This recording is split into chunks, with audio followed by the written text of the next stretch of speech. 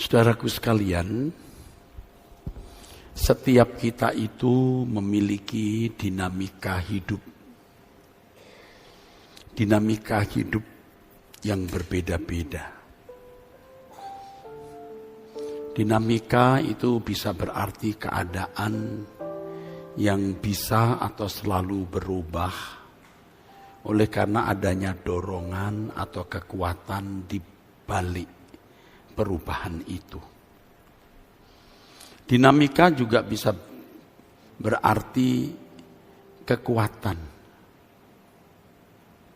Seiring waktu kata dinamika digunakan sebagai pergerakan yang terjadi dalam kehidupan.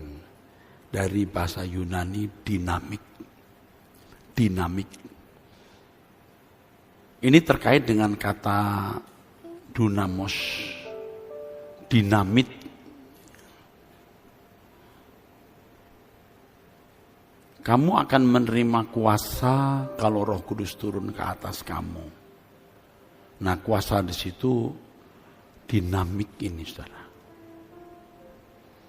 Setiap orang memiliki dinamika hidup.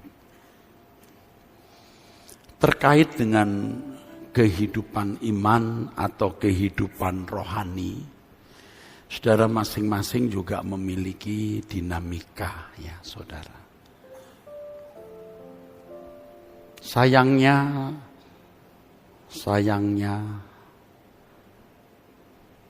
tidak banyak orang yang sungguh-sungguh memperkarakan dinamika hidup itu, ya, di hadapan Tuhan. Apakah dinamika hidup yang dimiliki seseorang itu sudah sesuai dengan kehendak Allah? Saudara sudah mendengar berulang-ulang bahwa ketika kita percaya Tuhan Yesus, kita mendapat meterai Roh Kudus. Setiap kita ini mendapat meterai Roh Kudus. 1 Korintus 3 ayat 16, 1 Korintus 6 ayat 19 dan 20 mengatakan bahwa tubuh kita ini bait Roh Kudus. Bait Roh Kudus yang bergerak. Karena bergerak itu ada dinamika. Nah, persoalannya adalah siapa dan apa yang menggerakkan hidup saudara. Dinamika hidup saudara itu digerakkan oleh siapa? Ini masalahnya. Sejak sore ini, seperti yang sekarang sedang saya lakukan terus, kita mempersoalkan apakah dinamika hidup yang kita jalani ini, dinamika yang berkenan di hadapan Tuhan. Sesuai dengan irama yang Roh Kudus kehendaki. Kalau saya memiliki tanggung jawab dan panggilan yang besar sebagai pelayan Tuhan, yang mengarahkan jemaat kepada Tuhan. Jadi saya harus sungguh-sungguh atau benar-benar bergaul dengan Tuhan supaya dinamika hidup saya digerakkan oleh Roh Kudus. Sebab jika tidak, betapa besar dampak atau akibat dari kehidupan seorang pelayan Tuhan yang didengar banyak orang, yang memimpin banyak orang. Bukan ratusan lagi, saudara, tapi sudah ribuan, saudara. Dan kalau dijumlah dengan pemirsa di kanal atau channel YouTube Truth.id, itu sudah mencapai belasan ribu, bahkan puluhan ribu. Dulu saya tidak terlalu mempersoalkan dinamika hidup saya ini, sebab saya melihat pendahulu saya, pendeta-pendeta, dan saya ikuti dinamikanya. Saya melihat dosen-dosen di sekolah tinggi teologi, saya ikuti dinamikanya. Pendeta-pendeta di sekitar saya, khususnya yang sukses-sukses, karena saya mau sukses seperti mereka juga, saya ikuti dinamikanya. Sampai suatu hari Tuhan menghajar saya. Untung saya masih hidup hari ini, saudara. Mulai merapat tiap hari doa jam 5 bersama saudara. Tengah malam saya sering dibangunkan hampir tiap hari. Saya berlutut paling tidak 1 jam. Nanti siang saya siapkan waktu 2 jam. Supaya saya menemukan dinamika hidup yang Tuhan kehendaki. Tentu saya harus berjalan dalam dinamika Tuhan itu. Ya terserah apa kata orang, saya harus tetap ada di jalur yang menurut saya, yang saya pahami, yang saya alami, saya berjalan dengan Tuhan. Tiap pagi berdoa. Belum puasa 30 hari bersama saudara, saya sudah puasa. Kadang-kadang benar-benar tidak makan, saudara, hanya minum air putih. Bukan 1 hari, bisa 2-3 hari.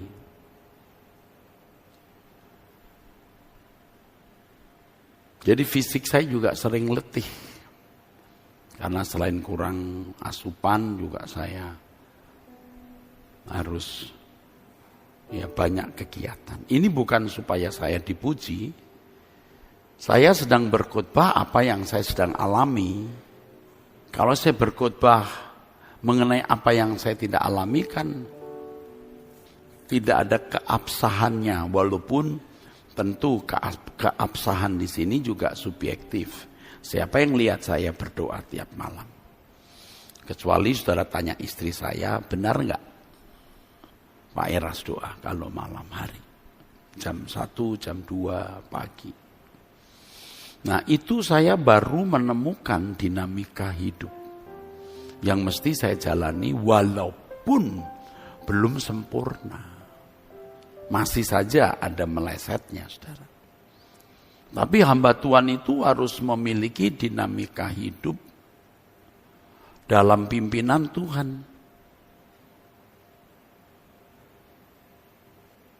Harus.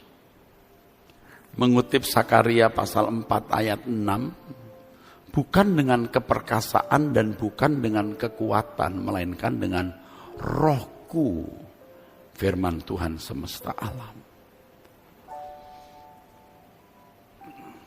Nah, saya memperhatikan saudara, orang-orang baik, jangan bicara mengenai orang jahat ya. Kalau orang jahat jelas ya digerakkan oleh roh jahat. Ini orang-orang baik. Orang-orang baik, orang-orang terhormat, orang-orang yang bisa dipandang rohani. Tetapi dalam teropongan dan pengamatan saya, dinamikanya belum tepat.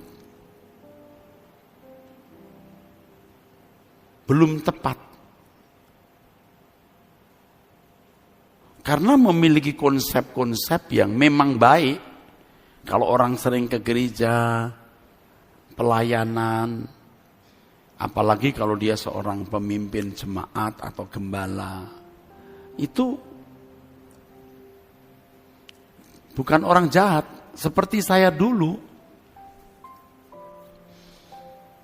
Baik-baik, tapi dinamika hidup yang saya jalani waktu itu belum tepat sebenarnya. Dan kalau itu diteruskan ya, saya belum tentu menjadi anggota keluarga kerajaan Allah. Dan tidak bisa membawa orang sampai kepada puncak kesucian, puncak kekudusan, puncak penyerahan diri kepada Allah. Tidak akan bisa membawa orang maksimal mengabdi kepada Tuhan. Tadi saya memberi contoh hidup saya memberi contoh hidup saya dulu, bukan jahat. Sekarang juga saya lihat orang-orang seperti saya dulu, baik-baik saudara. Sekarang saya sebagai gembala sinode atau ketua sinode dengan 200 lebih anggota gereja lokal. Dan anggota satu gereja kadang-kadang punya beberapa cabang ya saudara. Jadi bisa jumlahnya banyak. Untuk sinode yang baru 5-6 tahun dengan jumlah itu besar ya, kemajuan. Tetapi saya benar-benar prihatin ya. Pak Jonas, Pak Timotius Tan, ini sahabat-sahabat saya, Pak Fran, Pak Timotius Hadi dan lain. Saya itu punya keprihatinan. Apakah dinamika hidup para pendeta ini sudah tepat? Ini persoalan saya ya saudara. Sekarang saya bawa ke hidup saudara.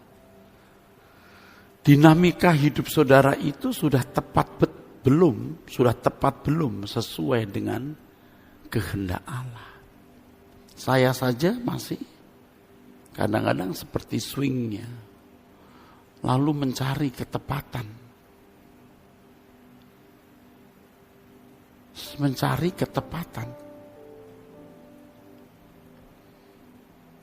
Sebab kalau kita tidak tepat itu pertumbuhan rohani kita tidak naik. Bisa begini saudara. Tidak naik. Tentu kalau tidak di dalam pimpinan Roh Kudus, wah malah jatuh ya saudara atau menyimpang. Sebelum saya lanjutkan, saya tanya, saudara mengerti apa yang saya katakan? Paham? Bukan oleh kekuatan dan gagah. Sakaria 4 ayat 6 yang tadi saya sebut. Bukan dengan keperkasaan dan bukan dengan kekuatan, melainkan dengan Rohku. Anak-anak muda yang hadir di sini, saya mau beri apresiasi. Kamu hebat nak. Masih bisa dengar khotbahnya Om Eras ini, kamu itu hebat. Karena anak-anak muda sering berkata, Om Eras itu kalau khotbah seperti tidak menginjak tanah. Tidak down to earth. Padahal saya mengajarkan memang tidak boleh menginjak tanah, kita harus terbang terus. Nah kalau kamu belajar menemukan dinamika hidupmu sejak muda, kamu nanti akan menemukan presisi atau ketepatan dinamika hidup itu. Nah seorang pendeta seperti saya yang punya banyak pengetahuan Alkitab, melayani Tuhan puluhan tahun, bisa masih swing. Bisa. Justru karena kita kelewat ngerti, maksudnya kelewat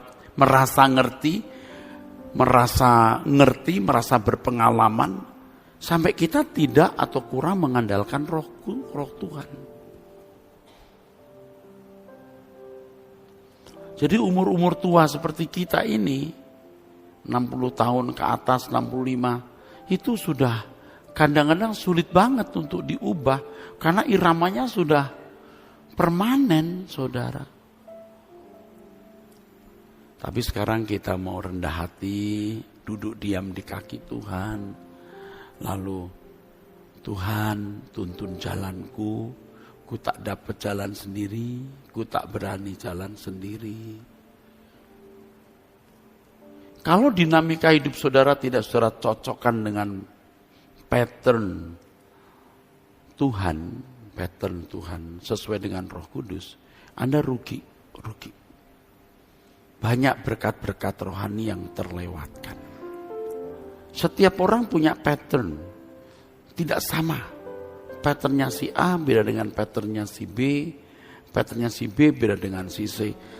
Itu terkait dengan personality atau kepribadian orang tersebut, Saya nggak bicara karakter ya, ini personality itu keadaan khas dan unik yang dia bawa sejak lahir. Nah karakter itu perkembangan dari kualitas personality-nya, karakter ini saudara. Karakter itu yang memberi nilai terhadap personality-nya. Apakah buruk atau tidak tergantung kualitas dari karakternya. Sesuai dengan personality seseorang. Lalu sesuai dengan keadaan yang terjadi dalam hidupnya. Dan setiap orang itu punya keadaan masing-masing berbeda, saudara. Berbeda. Jadi orang tidak bisa melihat atau tidak boleh melihat orang lain. Kecuali Roh Kudus pimpin. Ada hal-hal yang bisa dicontoh atau bisa diteladani, ada yang tidak bisa. Saya bangun jam 1 sampai jam 2 misalnya. Anda yang kerja dari jam 5 atau dari jam 6 atau 7, mungkin Anda jangan bangun ikut-ikut saya. Karena saya begitu selesai berdoa jam 6, saya bisa tidur lagi sampai jam 7. Anda harus ke kantor. Anda nggak bisa ikut-ikut saya. Saya sering berangkat ke Arta Gading. Setelah doa itu, saya pergi ke Arta Gading. Di sana ada ruangan private room saya. Juga ada tempat tidur, ada meja dan meja begitu. Saya paling nyaman di situ karena tidak ada yang mengganggu saya. Tepatnya nggak ada yang berani. Saya mau nyanyi, mau berteriak. Jadi ada ruangan, lalu ada ruangan lagi. Jadi tidak tembus keluar, saudara. Saya nyaman sekali di situ. Kadang-kadang saya tidur lagi 1,5 jam atau 1 jam, lalu saya berdoa. Jadi saya bisa berdoa 2 jam, bisa 2,5 jam. Tidak ada yang ganggu. Kamar mandinya juga tinggal keluar sebentar, masuk. Nah, saudara punya pattern yang berbeda dengan saya. Kalau saudara seorang tenaga medis, seperti dokter atau suster, Anda kan punya dinamika hidup beda dengan saya. Tapi saudara harus menemukannya. Harus menemukan. Belum bicara soal usia. Ada orang-orang yang tidak bisa betah berlutut. Dia harus pakai kursi doanya. Ini dari hal sederhana begitu ya saudara. Nah tapi yang penting di sini saudara harus menemukan dinamika itu. Kalau dinamika kita tepat, semakin tepat, kita itu semakin berjalan dengan Tuhan.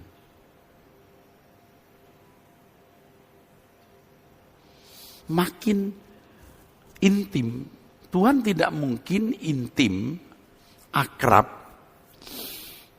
cuning, ya, dengan orang yang dinamikanya tidak sesuai dengan pattern yang Tuhan sudah berikan. Dan saudara kalau tanya Tuhan, dinamika macam apa yang engkau kehendaki aku jalani, patternnya itu apa? Pasti Tuhan beritahu. Nanti sampai pada hal-hal yang bisa mencelakai saudara. Jangan bisnis ini, habis kamu. Jangan bergaul dengan orang itu.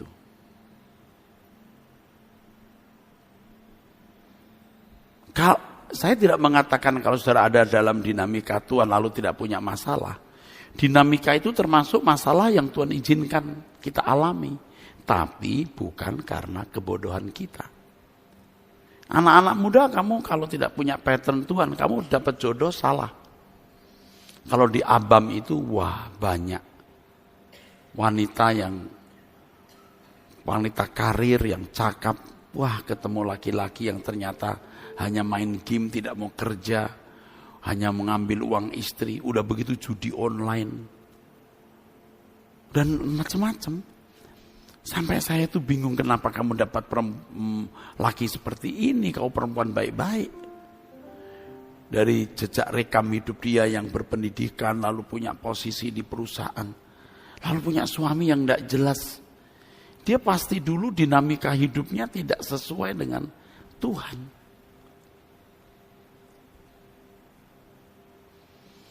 Kalau dinamika hidup saudara itu salah, keputusan-keputusan saudara salah, hidupmu tidak keberkatan, tidak ke arah kerajaan surga, itu lebih parahnya. Ya, puji Tuhan dalam kesalahan tersebut, Tuhan masih bisa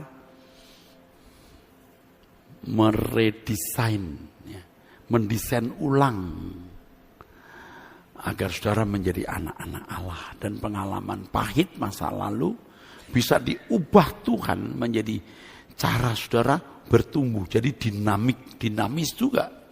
Itu hebatnya Tuhan, kesalahan bisa menjadi sesuatu yang dinamis. Tetapi pasti ada korbannya. Pasti ada korbannya. Oleh sebab itu saudara harus memperkarakan. Kalau saya mengajak saudara berdoa, ya, setiap hari jam 5, itu sebenarnya mau menstimulit, merangsang, mengangkat kegemaran, kesukaan berdoa saudaraku. Iya. Nanti saudara baru bisa doa pribadi. Ada kesaksian orang yang tidak bisa doa lama, tapi karena ikut terus doa pagi, sekarang dia bisa. Sekarang dia bisa. Di Abam itu, kan saya baca itu, sekarang bisa. Nah kalau saudara malas ya, malas bangun pagi berdoa, malas datang ke gereja, itu dinamika hidup saudara makin meleset. Ya sukanya nonton-nonton yang tidak perlu ditonton ya, di gadget dan film, bergaul salah atau bergaul dengan orang-orang yang toksik rohani, tidak membuat saudara mengasihi Tuhan. Wah, itu dinamika hidup saudara tidak karu-karuan, saudara makin kacau. Karena kacau Anda tidak bertumbuh. Tidak bertumbuh dalam kedewasaan rohani, tidak mencintai Tuhan, tidak merindukan kerajaan surga, pasti tidak melayani Tuhan, tidak tahu apa yang harus dilakukan di dalam hidup ini. Gagal saudara. Kalau saudara dinamika hidupnya salah, saudara nggak sampai surga, nggak akan sampai. Ini mengerikan sekali. Saudara harus menghargai apa yang saya ucapkan ini. Tidak menghormati saya, bukan bermaksud menghormati saya, tidak perlu. Menghormati sepantasnya boleh, jangan mengkultuskan. Kita menghormati firman yang saya sampaikan ini. Saudara kalau tidak menghormati firman yang saya sampaikan, saudara celaka. Bukan karena saya hebat, karena Alkitab itu mengajarkan begitu, dan Anda jangan tidak mengikuti firman. Bukan dengan keperkasaan dan bukan dengan kekuatan, melainkan dengan Rohku. Jadi yang mendorong kita itu harus Roh Kudus. Dan kita telah menyerap banyak kekuatan yang mendorong kita kerja, karena kita pengen banyak duit. Banyak duit supaya bisa jalan-jalan, bisa beli rumah, bisa beli mobil, kalau bisa mobil yang bergengsi. Itu semua kan dinamika, sesuatu yang menggerakkan.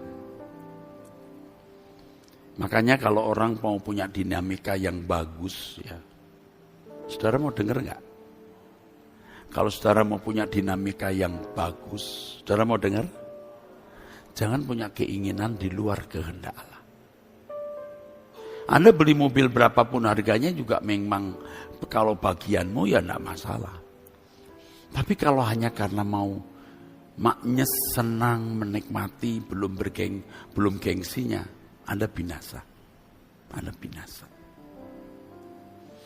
Jadi kalau Alkitab mengatakan asal ada makanan dan pakaian cukup, itu bukan jadi orang miskin saudara.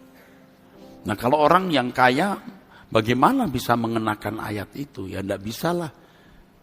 Tapi maksudnya asal ada makanan pakaian cukup adalah, saudara jangan punya keinginan di luar kehendak Tuhan. Jadi sudah punya, bisa makan, punya pakaian, jalani. Nah, saudara memiliki prinsip ini, Anda baru bisa memainkan dinamika itu. Anda bisa mendengar suara Roh Kudus. Harus buat apa? Jadi kalau tadi kita nyanyi lagu Lindungi Aku ini, ya dulu saya doa mengarang lagu ini karena banyak masalah, saudara. Tapi sekarang berubah lagi, lagu ini kalau saya nyanyikan, saya minta supaya jangan ada unsur-unsur yang bukan dari Roh Kudus yang menggerakkan saya. Misalnya begini ya, pengen punya gereja besar, lalu membuat panitia pembangunan gereja. Tuhan gak suruh tuh. Maka potensi aktivis itu ke arah pembangunan gereja. Orang-orang kayanya terus ditantangin tiap minggu untuk memberikan persembahan. Itu dinamika pendeta itu, dinamika gereja itu rusak.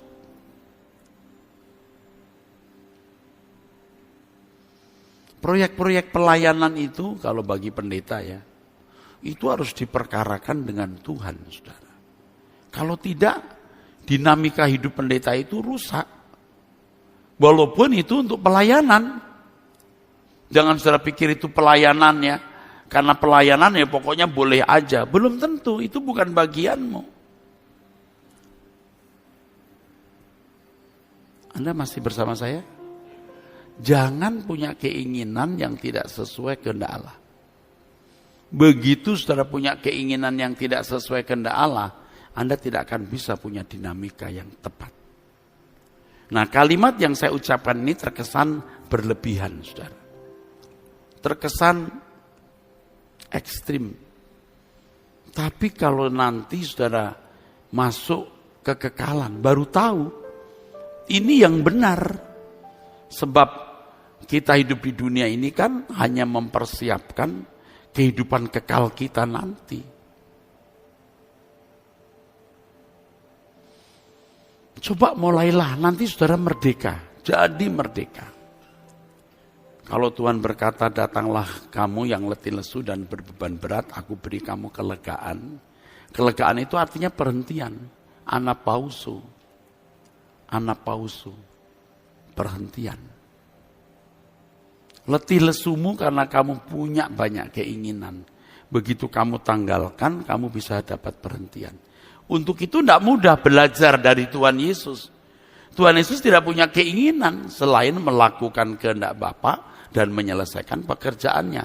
Tuhan Yesus punya dinamika hidup sempurna sekali, saudara. Wah, itu hebat sekali, saudara. Dinamikanya luar biasa.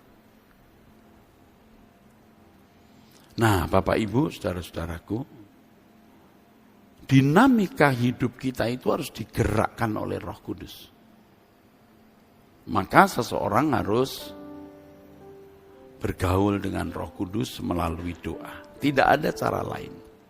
Keinginan harus ditanggalkan. Karena Roh Kudus tidak akan bisa menggerakkan saudara kalau saudara masih bergerak sendiri. Dengan keinginan-keinginan kita tanggalkan dan kita berprinsip makananku melakukan kehendak Bapa dan menyelesaikan pekerjaannya. Wah, itu kita bisa menemukan perhentian. Mungkin Anda berkata, itu kalau untuk pendeta bisa Pak, tapi untuk kita ini awam tidak bisa. Inilah penyakitnya gereja dari dulu. Membedakan imam, pendeta maksudnya imam dan awam. Mestinya kita itu sama-sama. Tentu kalau pendeta harus lebih dulu. Lebih dewasa, ya, lebih mengenal Allah, tentu. Tapi standarnya sama. Percayalah, saudara akan memiliki perhentian yang indah dalam hidup ini. Dan herannya, ajaibnya, Anda tidak menjadi orang miskin, berkekurangan, dipermalukan orang. Tidak akan. Jadi saudara harus sungguh-sungguh mau berhenti di hadirat Tuhan. Nah, dinamika hidup yang kita miliki itu tidak boleh mengikuti standar kita. Harus standar Roh Kudus. Tadi saya sempat menyinggung pendeta atau bukan pendeta saja, orang baik-baik. Sudah baik. Saya sudah ke gereja. Bahkan ini sudah doa pagi bersama Pak Eras. Atau doa pagi di mana? Oh, saya sudah memberi persembahan untuk gereja.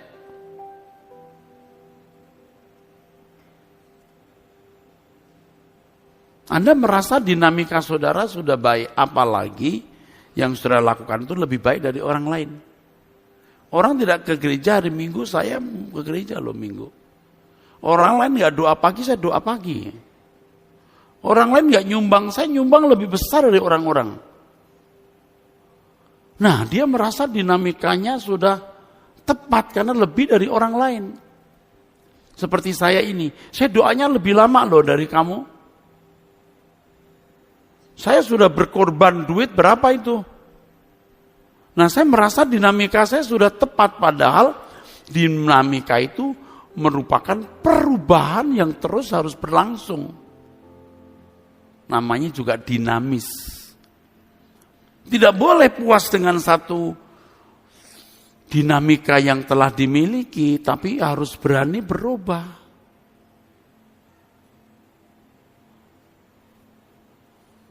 Yang sudah baik saja tidak boleh puas dengan dinamika yang dimiliki, apalagi yang masih jauh. Jangan merasa puas.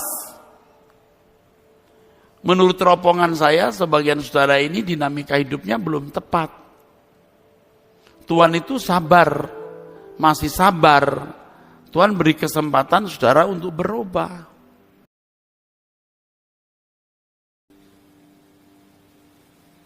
Dan untuk kesekian kali saya ingatkan bahwa saya tidak mempersiapkan khotbah dari rumah. Saya duduk di kursi, saya baru membuka Alkitab. Saya bertanya kepada Tuhan untuk kesempatan ini apa yang harus saya sampaikan. Dan saudara bisa membuktikan betapa hebat, betapa luar biasa kebenaran ini. Dinamika hidup. Dan ini yang Tuhan kehendaki agar saudara pahami, saudara mengerti, saudara lakukan. Pendeta-pendeta ya, hamba-hamba Tuhan ini, sahabat-sahabat saya. Jangan berhenti di satu dinamika yang langsam. You tahu langsam. Terus-menerus begitu. Kalau mobil langsam itu memang bagus, harus langsam. Tapi kalau hidup tidak boleh langsam. Harus perubahan. Kalau kemarin bisa berubah. Ngerti nggak ya maksudnya? Tidak boleh langsam. Dan Tuhan kadang-kadang ya untuk membuat supaya Anda berubah itu dipukul. Tek tek tek tek tek tek tek tek tek tek tek tek tek tek tek tek tek tek langsam. Pak, bruk. Jadi tak tok tek tek tek tak tuk tek tek tek tak tuk. Paham maksudnya? Itu saya alami. Saya alami, saudara. Saya alami. Gereja sudah besar, uang cukup. Udah, langsam. Karena gak ada masalah, nanti kalau mau jalan kemana, mau belanja apa, udah mulai punya keinginan. Mengerikannya kalau gereja itu, keinginan itu beresiko besar karena mengandung uang besar gitu. Wah itu keseret-seret itu, aktivis jemaat keseret-seret demi itu. Tuhan taruh beban di hati saya, kita harus punya gedung yang bisa nampung sekian. Wah terseret-seret semua saudara. Jangan lupa buah sulung. Januari gagal.